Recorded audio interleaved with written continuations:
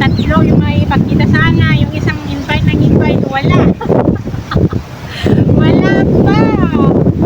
Ang sabi niya maaga eh, si Julie. Hoy Julie, where are you now? Sabi ko, ano eh, magsabi ka ng ano, ilog. Ba't wala ka dito sa ilog? Isa lang ang ilog.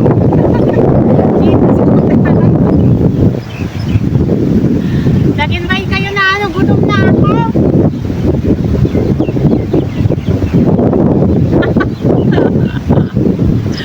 Ay, gutom na po ako guys. Daanay ko kayong phone nila na may load para gamitin mo na mag-ano, order. Wala man naman akong load. Sabi ko mag-load siya. Kanina pa pa ako dito. Ako dyan, hindi pa ako nag-start na video kanina kasi may mga naabutan akong mga nakatalukbong. Ayun, wala pa sila, hapon na.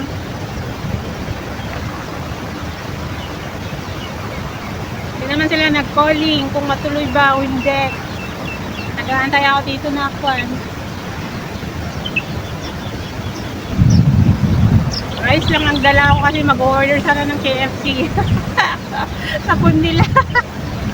Ay,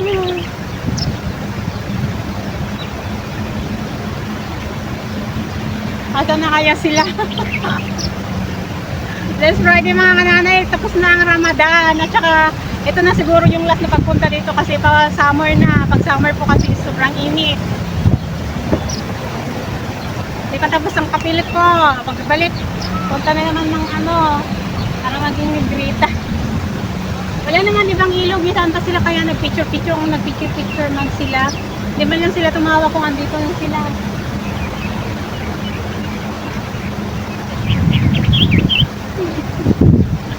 Buti na lang fresh pa.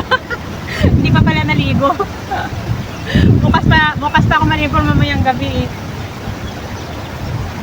Let's Friday mga kananay, enjoy lang tayo mga kananay. Wala na yung mga kasama ko.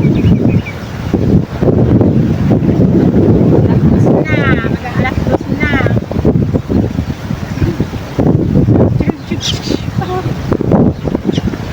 Buti na nga lang. Walang hindi ako. Hindi halata, gutom na ako.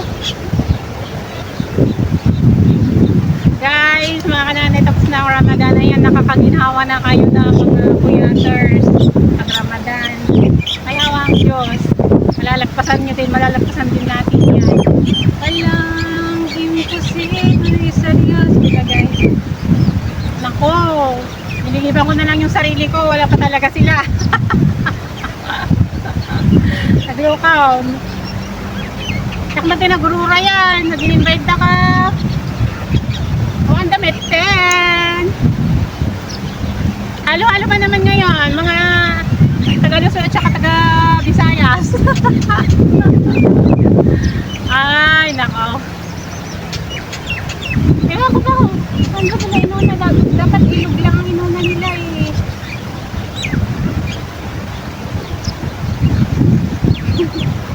Nasa ibabaw na ako.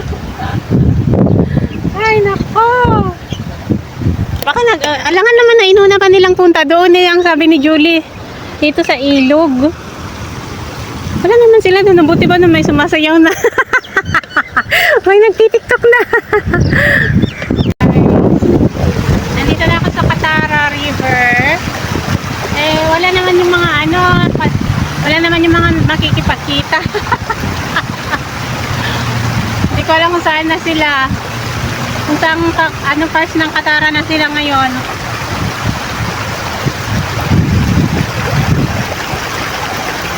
Hi everyone, blessed Friday. Merong maintenance dito na naglilinis.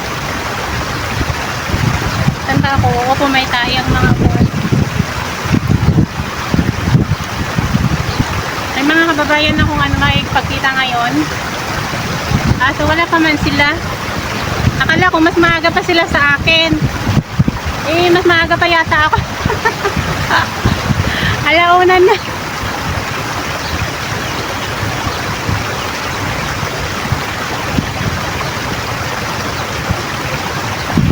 Blessed Friday mga kananay, mga ka-OFW.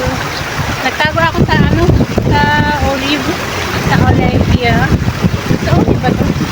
kaya ito? Ang fresh. Ang fresh ko. Ang fresh ng hangin lang. Lumiit na ang tubig. Saka ako, akala ko wala nang ano dito eh.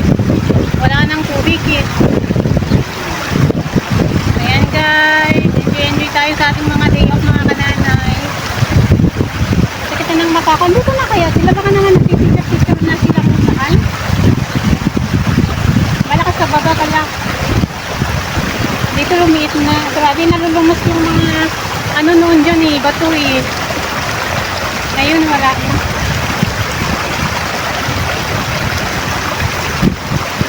Sana kayang mga yun. Wala pa naman akong load. Kaya sabi ko kay Julie mag-load eh. Ayan. Lumiit na ang water. Hindi na siya tulad noon. Sa baba lang malakas. Pusong. Kumbaga sa tawag sa ano sa lugar ng mother ko, pusong. At pusong. Ang tuming gagay daw. Ayan. Asan na kaya ang mga yon? Alauna na kaya. Grabe naman sila. Sila ang nag-aya. Ako pa ang nauna. Awam manahon.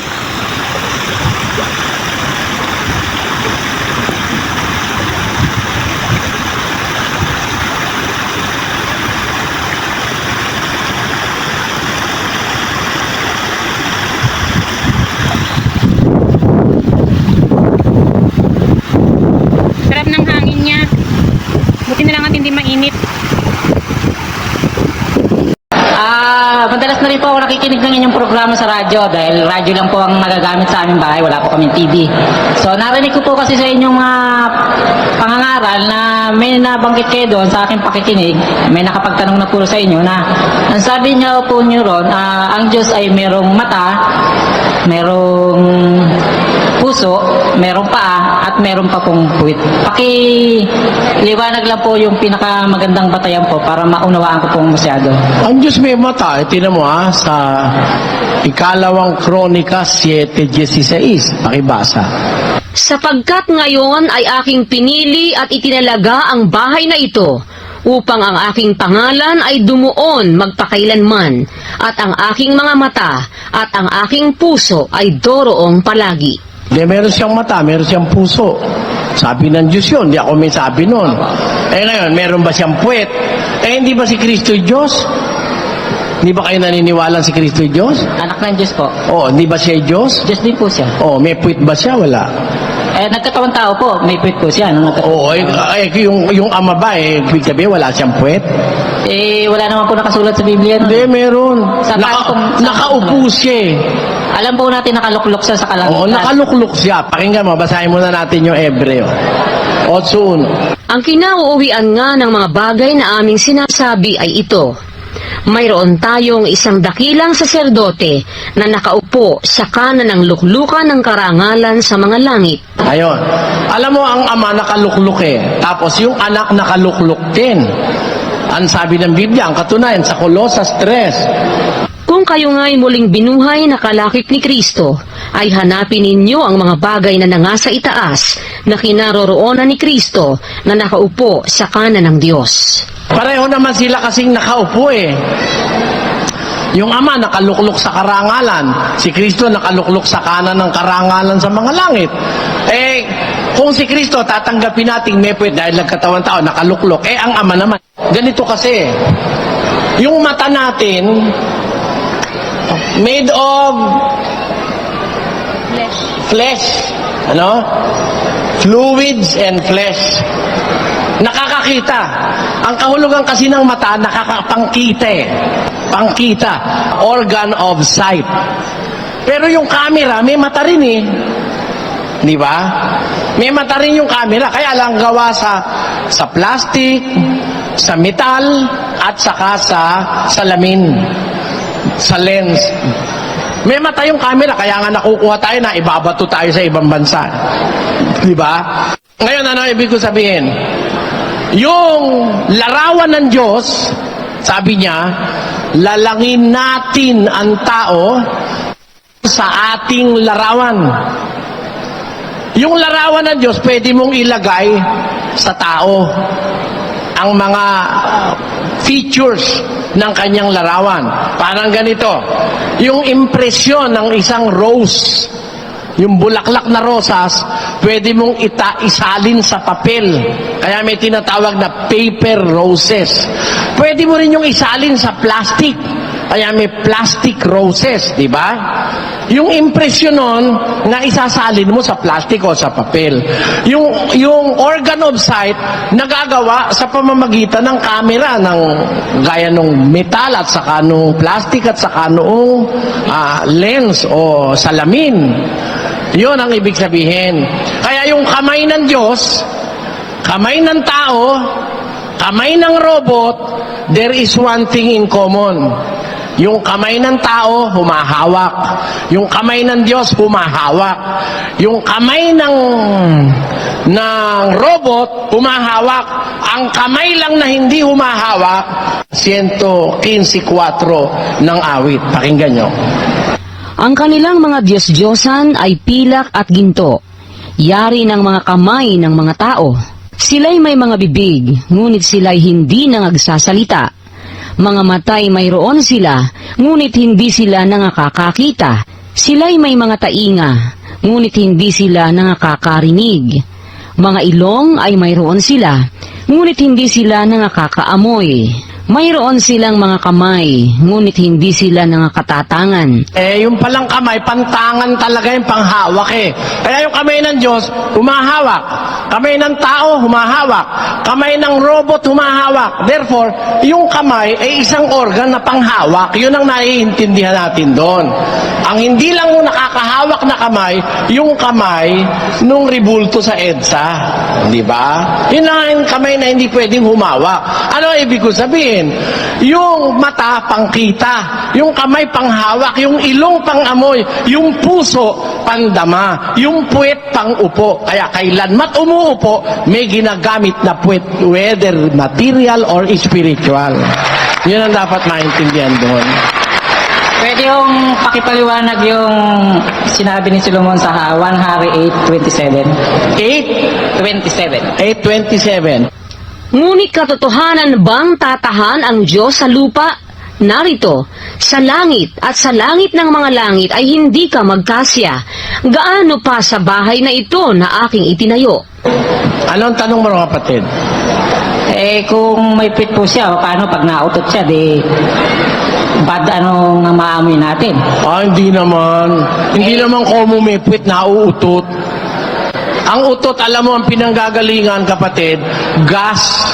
Yung gas, na halimbawa, kumain ka ng maraming carbohydrates, meron kang mahina ang panunaw mo sa carbohydrates, panggagalingan ngayon yun ng fermentation. Pag nag-fermentation, may bacteria na ron, magpuproduce ng gas. Doon ka nauutot. Di ba? Hindi naman kasi lahat ng oras nauutot ka dahil may puwit ka eh. May mga tiyempo lang na nauutot ka dahil merong gas at may fermentation sa loob. It doesn't necessarily follow dahil may puwit ka, uutot ka. Dahil hindi naman dahil doon sa ginawa ang puwet. Baka ang ibig mong sabihin sa puwet, tumbong. Iba yung puwet sa tumbong. Ang puwet, ito. Yan o, ito. Kaya nga ang tawag siya sa silya sa Tagalog, salumpuit. Di ba sa Tagalog yan silya, salumpuit? Ano, sinasalo? Di yung puwet. Hindi naman saluntumbong eh. Baka nga akala mo naman yung tumbong eh. Hindi naman yun eh. Di ba? Maraming